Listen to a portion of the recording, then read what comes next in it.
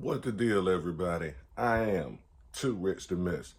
Here to provide you with some simple, practical, actionable tips and steps to help you not just survive, but thrive in the midst of this recession. Number one, cut your expenses.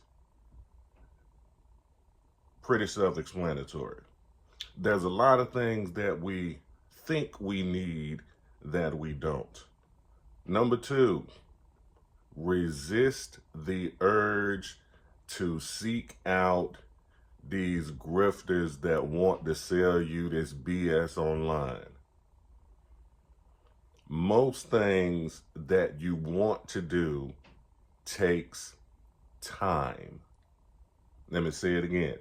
Most things that you want to do takes time.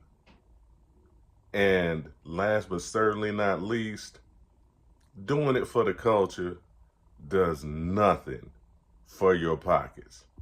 I am too rich to miss. Resist the temptation to fall into this BS and just take your practical steps and take your time.